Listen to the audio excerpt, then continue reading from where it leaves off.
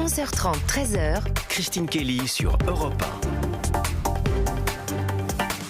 Nous avons Charles Rigaud, journaliste caméraman de Frontières, dans le studio d'Europe 1. Il a été agressé en marge de la fête de la musique. On va vous donner la parole dans un instant. Charles Rigaud, merci infiniment d'être dans le studio d'Europe 1, de nous expliquer, de nous raconter ce qu'il s'est passé, comment ça s'est passé.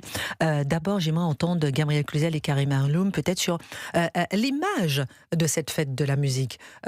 Qu'est-ce que vous ressentez? Moi, j'ai pris mon temps ce matin pour regarder toutes les images, le bien, le moins bien, le positif, le négatif.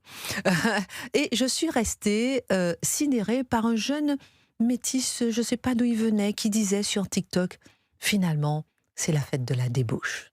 Et c'était intéressant de voir qu'il y avait des gens qui s'amusaient, oui. Il y avait des gens qui ont cassé des voitures, qui sont montés sur des voitures, qui ont défoncé des voitures, à sauter sur des voitures qui ne leur appartenaient pas. Beaucoup de touristes ont crié. Mais au bout du bout, s'amuser, mais parfois au détriment des autres. S'amuser, mais s'amuser dans quel sens? Et c'est intéressant pour moi, c'était quand même peut-être s'amuser, mais sur ce mot de la débauche, c'est-à-dire aller se défouler, aller, vous voyez ce que je veux dire, aller lâcher, se désinhiber à tout point de vue. Et c'est intéressant d'avoir entendu un peu, voilà, ça c'est mon regard, Gabriel Cluzel, Karim Arloum, et ensuite on entend notre témoignage exclusif. Aujourd'hui, les fêtes en France, c'est toujours des défaites sécuritaires.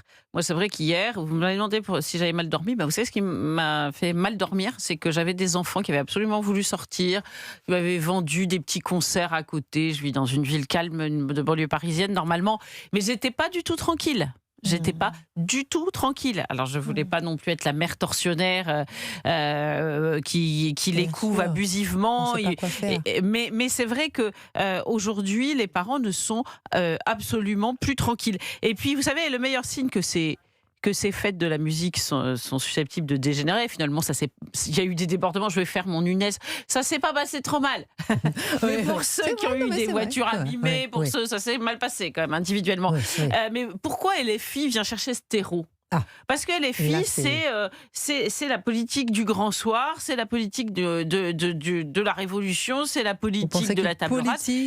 Donc ils ont compris qu'ils pouvaient faire les coucous, vous voyez, sur cette fête de la musique. Il y avait le terreau pour aller mettre le bazar, et je reste poli. Donc c'est pas neutre. Moi, c'est vrai que cette fête de la musique, je m'en méfie. Voilà, elle est passée, je suis contente. Mathilde Panot, justement, qui s'adresse à la foule, place de la République. Ensuite, on marque une pause et ensuite on revient avec nos invités.